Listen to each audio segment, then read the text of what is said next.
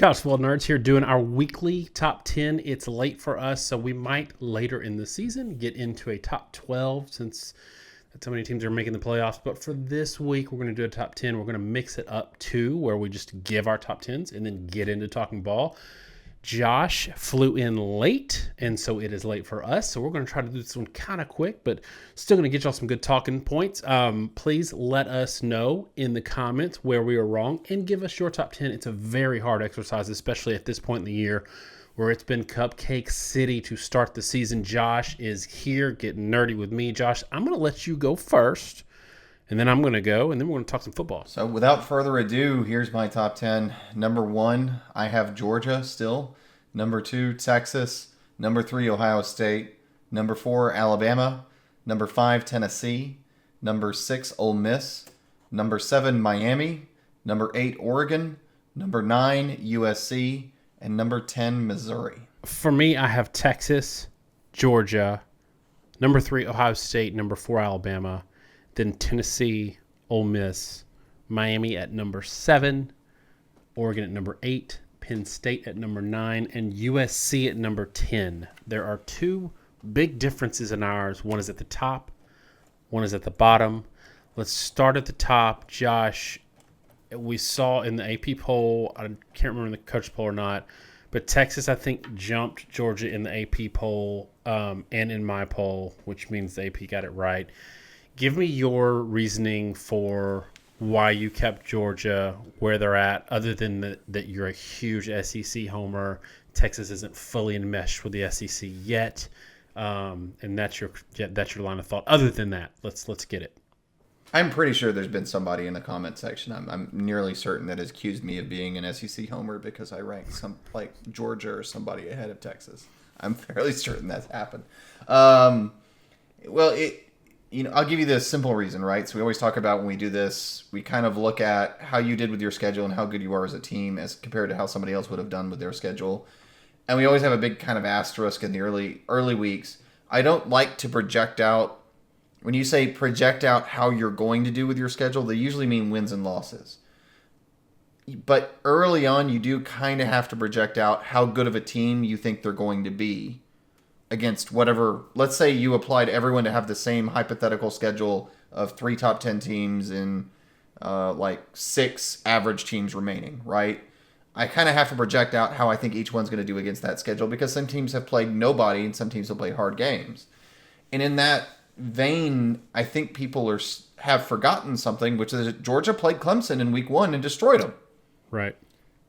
And Texas did go to Michigan and they destroyed Michigan. Daniel, do you agree with me? Michigan is a bad team right now. True or false? I'll answer your question with a question. Yes, I don't think they're great. I don't know that they're bad. I don't think they're great. My question to you would be, do you think they're better or worse than Kentucky? They're probably better than Kentucky. Do you think they're better or worse than Clemson? Do you have an answer? Do you think they're better than Clemson? Is Michigan better than Clemson? Sorry, my AirPods, whatever these things are, went out on me. I think that Clemson would beat Michigan right now by 7 to 13 points. Yeah, and as I spilled water on myself, it's been a long day, guys. That's kind of the thing to me, right? Like, I don't think Georgia's blowout is any less impressive than what Texas did. And then since then, Texas doesn't have a second game to point to. Really, they haven't played. It's not, you say Kentucky versus Michigan. It's Kentucky versus who? Because they don't have a second game like that, right? And so I'm hesitant to punish Georgia that much for their second meaningful game when Texas hasn't had one. And the one meaningful game that Georgia started with, I think they were at least as impressive as what Texas did, if not more so in my mind. So right now, holding them out, I think they're 1A, 1B.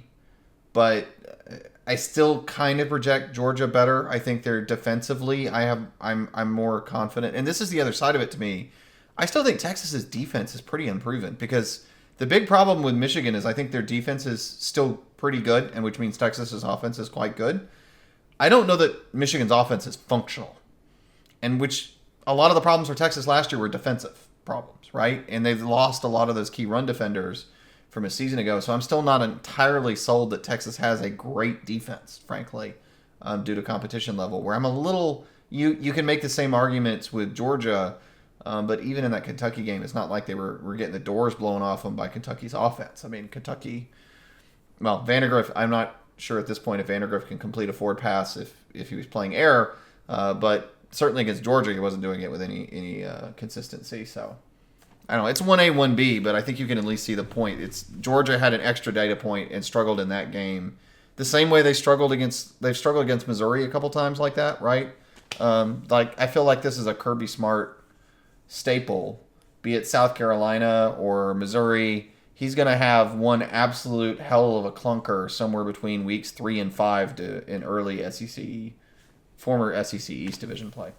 Yeah, but for me, to me, I feel you for the most part, especially on the Clemson thing. But the Clemson game was tied at halftime, so they had 2 really good quarters.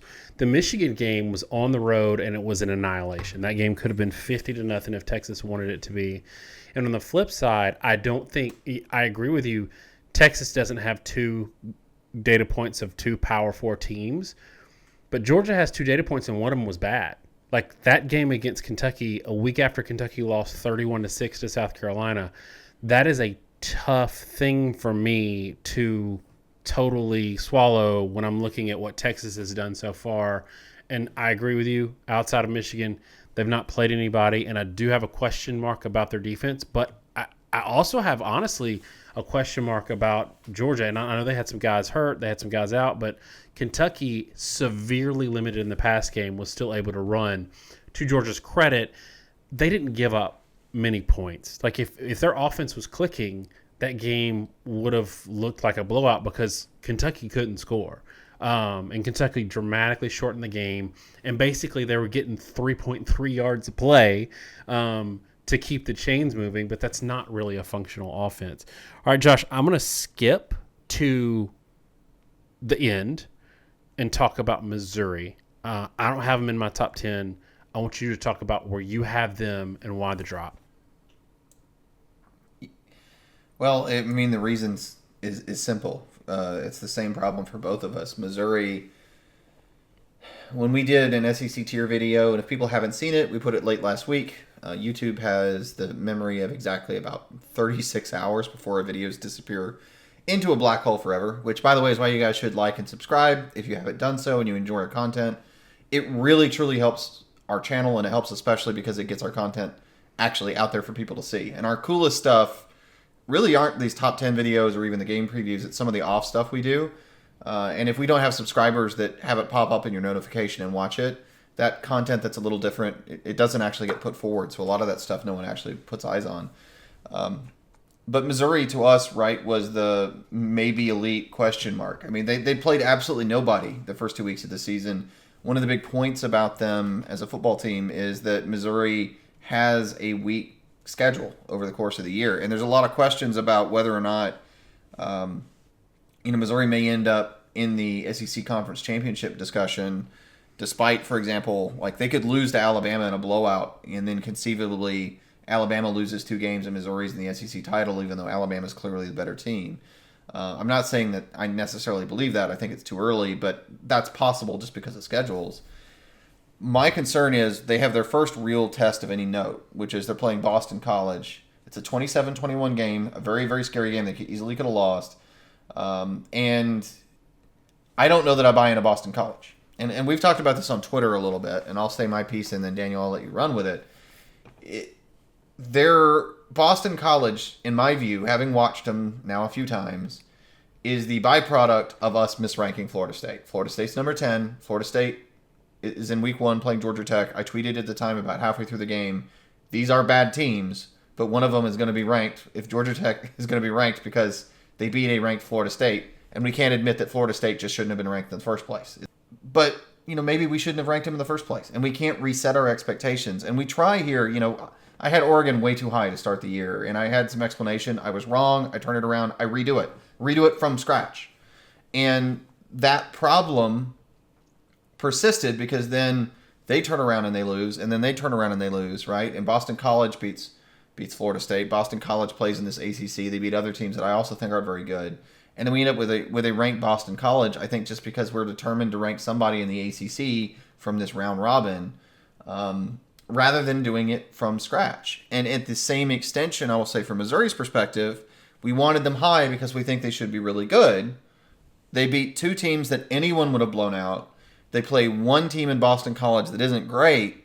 They barely beat them. And if you're barely better than Boston College, and that seems to be who you are, why are you top 10 when Boston College shouldn't be a ranked team? And Daniel, I'll let you rant even further on that. So I agree with you. I think it's a little troubling for Missouri that Castellanos threw for like almost 300 yards, 3 touchdowns. He did have a couple of interceptions, but that's a little concerning if you are, thinking about who Missouri has to be to make that next step. They've had a good offense for a while, but they need to be able to play defense at a very high level to justify that 5th or 6th ranking where they've been kind of hovering around. All right, I want to talk about 2 teams that are very hard to rank. I tweeted about this earlier today, and I'm going to give you the hard challenge of sort of dissecting it. But Ole Miss and Tennessee are the 2 hardest teams in the country for me to rank right now, and we do this collectively as a college football fandom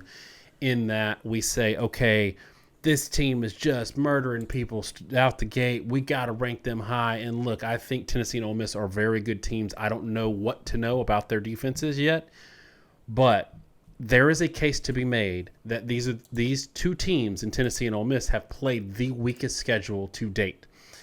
I want to remind people, and we're going to find out this week when Penn State plays Kent State.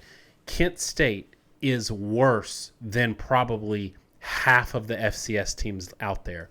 Kent State, before they lost 71-0 to Tennessee, the week before they lost to St. Francis, who had never beaten an FBS team in their history. This St. Francis lost to Duquesne. So this is a team that a mid-level, Power 4 team could destroy. I think somebody mid-level scored like 50-something points on them already. So, by the way, shout out to Kent State for playing like 4 games where they know they're going to get destroyed against P5 teams or P4 teams. Ole Miss is the same way. They played an MTSU team, beat them 52-0. That MTSU team lost by like 30 points to one of Alabama's directional opponents, I think Western Kentucky. So it's really hard to judge these teams when the best team you've played is like an MTSU, maybe a Wake Forest, who's not good either. NC State, that was a big blowout win for Tennessee. Well, they struggled with La Tech this week. They really struggled with the Western Carolina Catamounts in week 1. So they're a bad team too. So even their P5 or P4 opponents are really, really bad teams. And look, that is not their fault. We say this all the time. It's not their fault.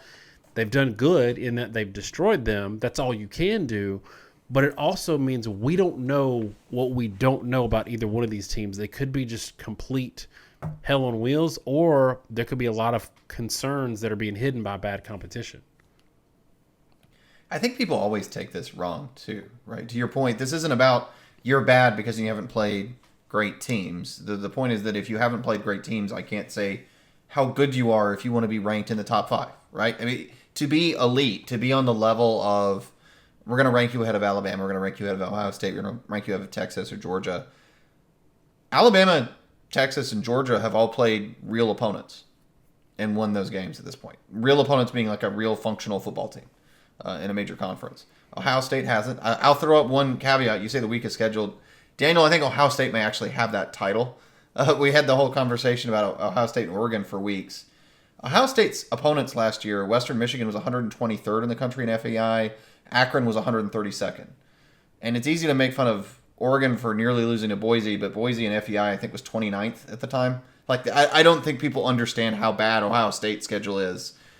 I know in Sagarin last week it was 180th, which means it was worse than 50 FCS teams. I think they're worse even than these two.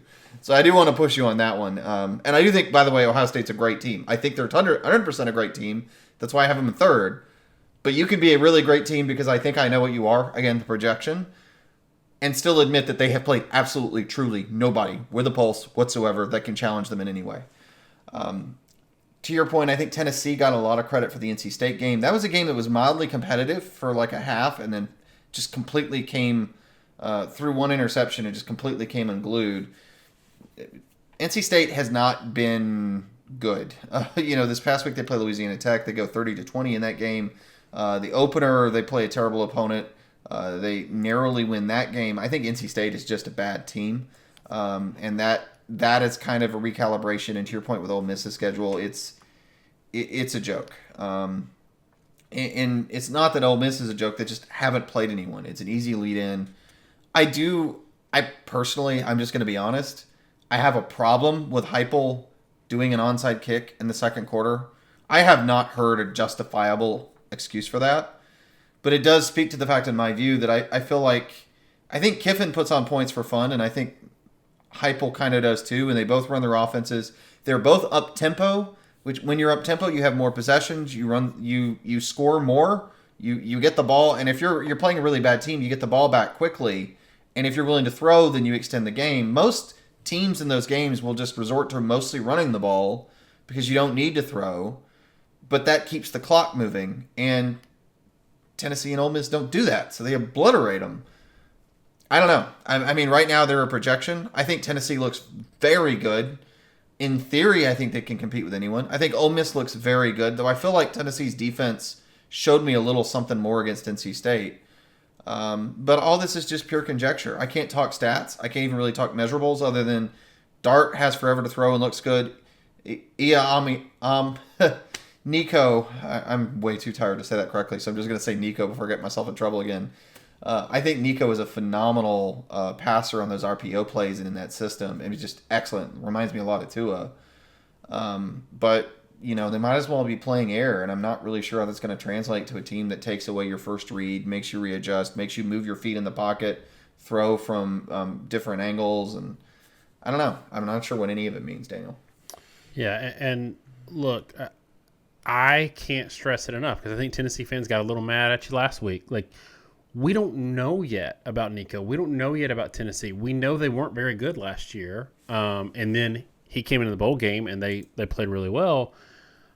There are so many signs that suggest they are going to be a very good team this year. And that's why they're, after a pretty disappointing season last year, are still ranked in the top 5 or top 10 everywhere. I've had them in my top 10 since week 1.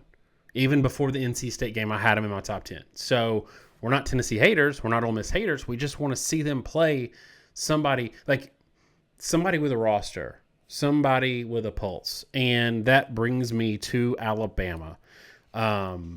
It's weird.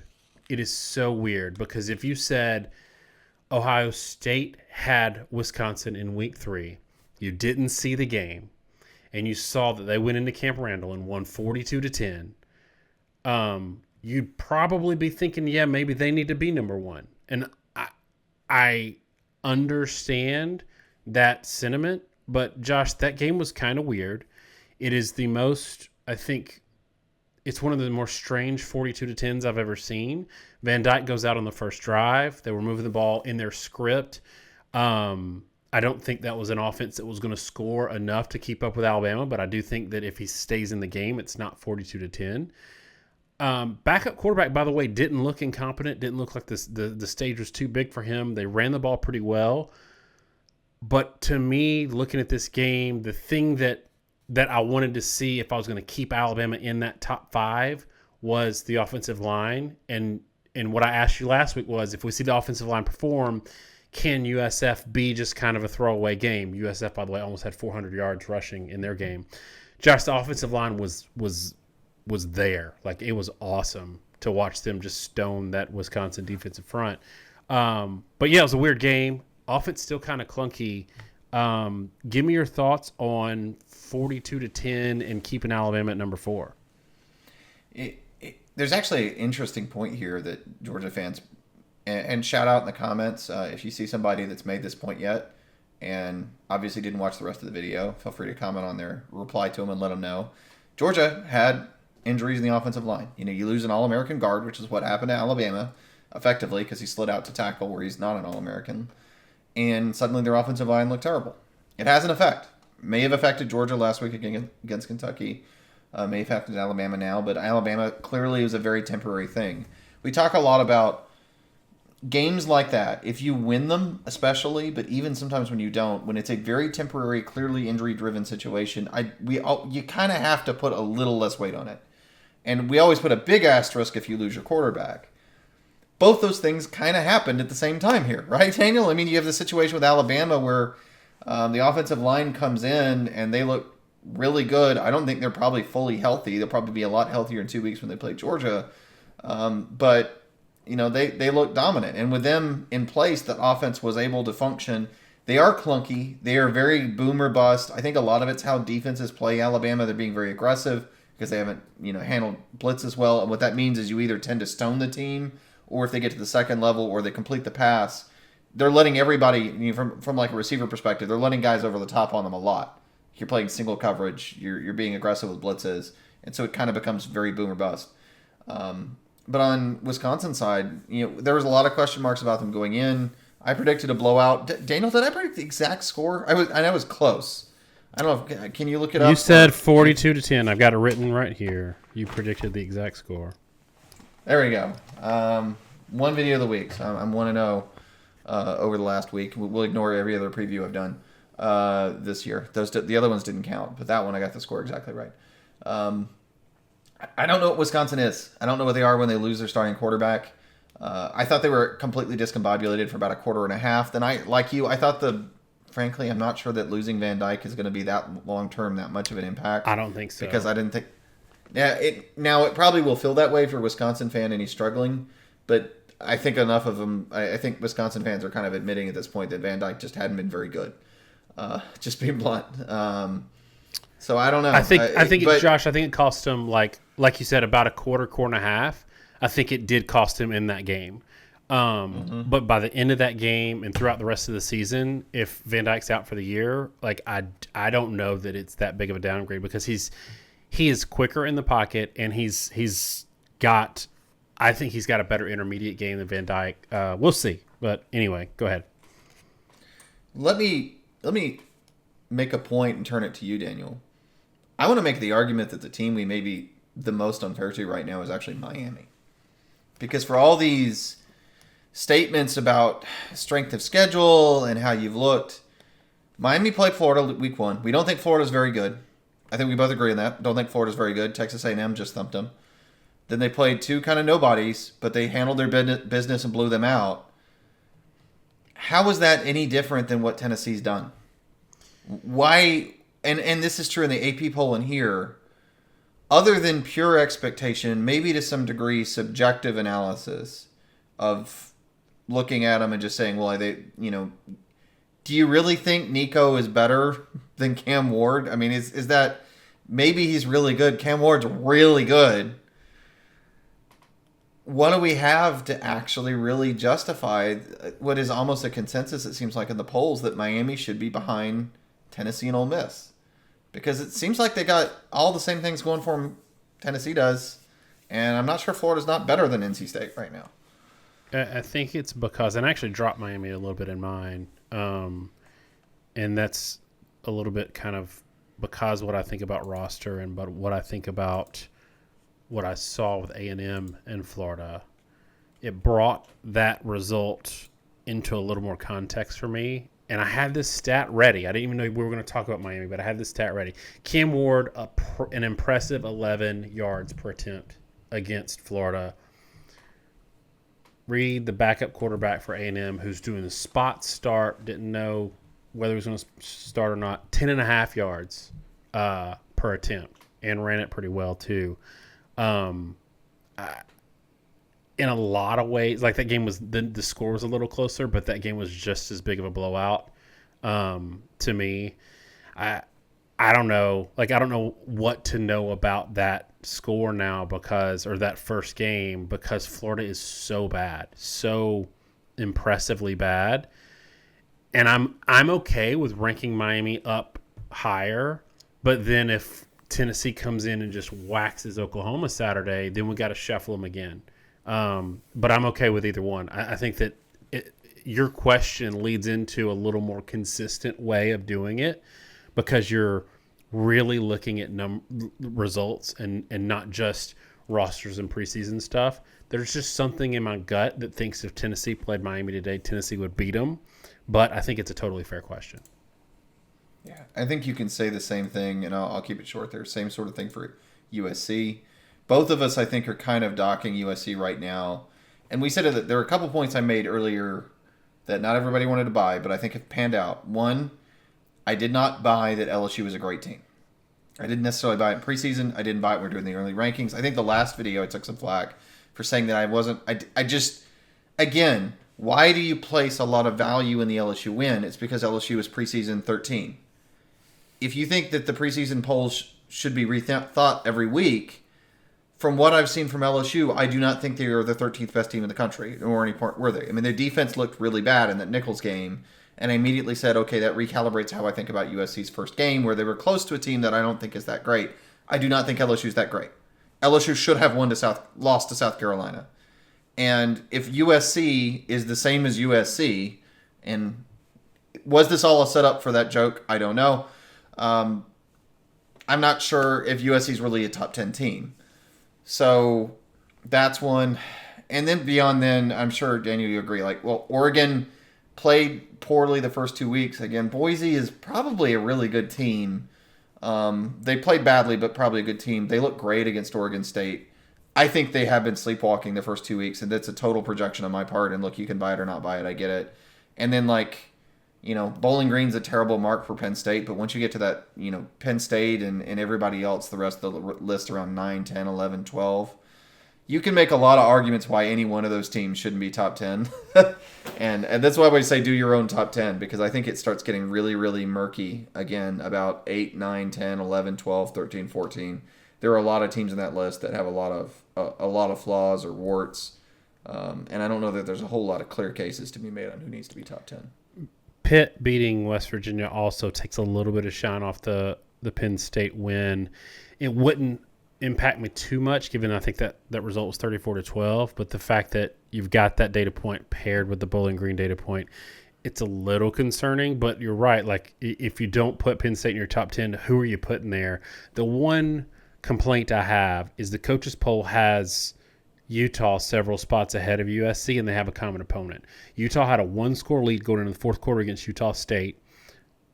USC beat that team 48-0. And they have played a roster in LSU. LSU is not a great football team.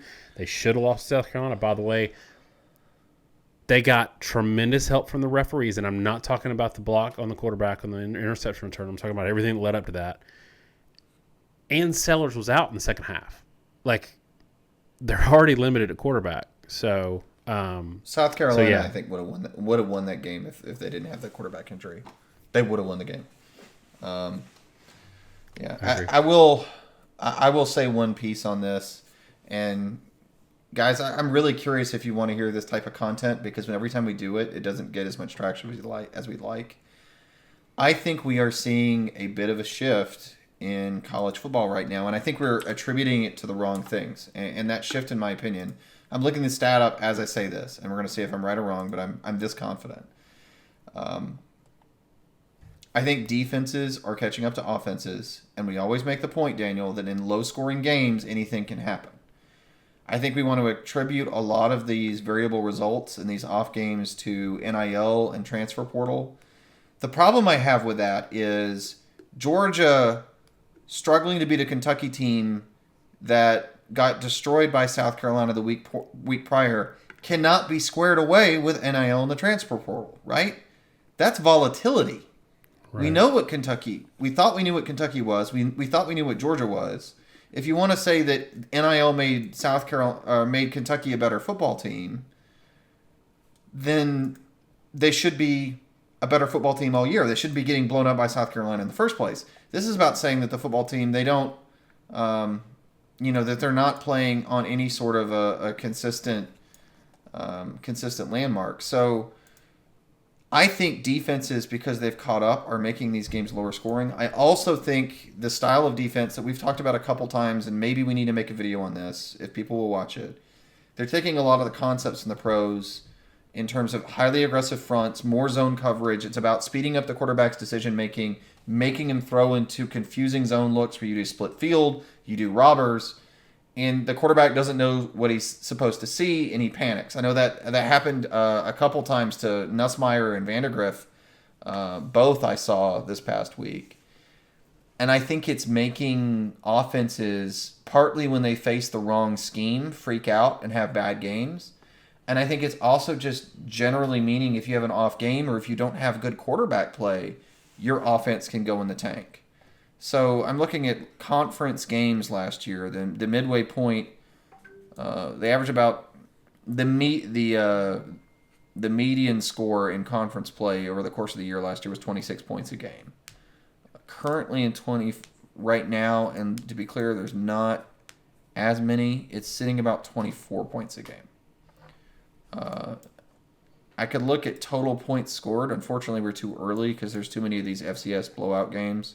But even a filter for FBS, it seems like scoring is down a little bit across the board from even a year ago. And if that's the case, and I'm looking, that seems to be the case, I think there's an argument that defenses are catching up. And if games are shorter, which they seem to be because of the new clock rules, and if defenses have caught up and scoring's lower, it makes it more likely for an offense to go in the tank. It makes it more likely you don't get as many possessions. So if you have a clunker 2.5 quarters, what used to be 2.5 quarters now becomes 3.5 quarters, and the game can end on you, sort of like what happened in Georgia and Kentucky. It makes these wild swings and unpredictable results more likely, especially given the fact that defenses can rattle a quarterback, get their head spinning, and then cause them to completely fall apart. So that's just something I want to throw out, Daniel, because if that is true, then this world we've lived in for the last 5 years, where if you were an elite team, you would score points, and it was pretty straightforward who was bad or not bad on a week-to-week basis, that may go away. And I don't know how you feel, but I'm not sure if I consider that parity or not parity. Right? Is volatility parity? Is that the same thing? The fact that someone might be more likely to win on a given Sunday, I think is something that people love about the NFL, and maybe that's more of a good thing in college. But I will say at the very least, Daniel, this is why I've always argued that college, people love the idea of scoring more points and love all these rules that made it easier to score more points. But I've always believed this is something where people don't know. People think they want something, but what they really want is something else. I think college football is a lot more fun when it's lower scoring because that creates more suspense and it creates more volatility and it creates a more interesting game. And all the broken rules that we made about high-scoring offenses were actually making it such that elites always won by, Ohio State and Alabama just outscoring you, Clemson outscoring you every week. And moving back to the older style, more boring football actually makes it more interesting because points start mattering more. And now when you have an off game, you're much more likely to lose. Look, I think that we've always said that. I enjoy a 27-24 game so much more than what we had in 2018 and 19 and 20 where it was 54-49. I enjoy it a lot more. It just makes it feel like a score is so much more valuable. I'm gonna wrap it up because we've gone long. I am surprised that you had Georgia still number one because I feel like, given some of our previous discussions, that you would have thought the Kentucky game really proved your theory about Beck struggling on the road or getting rattled on the road, because that seems like what happened there. I have one note for y'all. I want to get it on record now before everybody else gets on the train. Jam Miller is the best running back in the country. He's the best running back. I know he's technically not the starter at Alabama. That's Justice Haynes. He is the best running back in the country. He's the best running back Alabama's had since Najee Harris. Any thoughts as we wrap up on the Beck thing? Is there a bubbling concern for you when you see him maybe getting rattled away from home? This is the third time I've seen this. It happened twice now in the Falcon Stadium, once against Alabama. Happened the first half against Clemson. That gets brushed under the rug. Their offense did not look good the first half of that game. They kind of got going late. And now with Kentucky, at Kentucky, there's Auburn maybe last year too. Said. Auburn last year too was on the road. And this gets in the defense thing, man. I think there's something to it. And I think these quarterbacks, when they start getting a little bit of pressure, they can get a little overwhelmed. And I wouldn't call Beck a game manager, but I do think he operates by processing well and making good decisions. And when that stuff starts to go away, he's not the kind of athlete, not the creative guy that can operate outside the structure. In many ways, we talked about a million times, right? Some guys like Bryce Young, certainly Caleb Williams, some of them were almost better outside the structure than we're inside it. And maybe he's the opposite. And hey, man, I've slept like 10 hours the last 2 days. Fun world of being a lawyer sometimes. It's late. I'm tired. Maybe the whole Georgia thing was idiotic, and if I had a full night's sleep, it'd be the other way around. So give me a little grace if I'm wrong. Or it's backwards. But hey, again, guys, 3 weeks. It'll be week 4, week 5, and when we disagree, we'll completely change it up the next time around. Yeah, and in 2 weeks, if they beat Alabama by 3 touchdowns, this is all moot discussion. All right, y'all, let us know in the comments what you think your top 10 would be or should be, because it's really hard. We keep telling you every week it's very hard to do. We encourage you to try that exercise yourself just to get you thinking about these teams and what they have accomplished, what they haven't, what's still left on the table for them. We certainly appreciate you listening to this long one. It was pretty fun. When we're tired, we ramble, but it sometimes makes for interesting discussions. Thanks so much, y'all. Have a great week. God bless.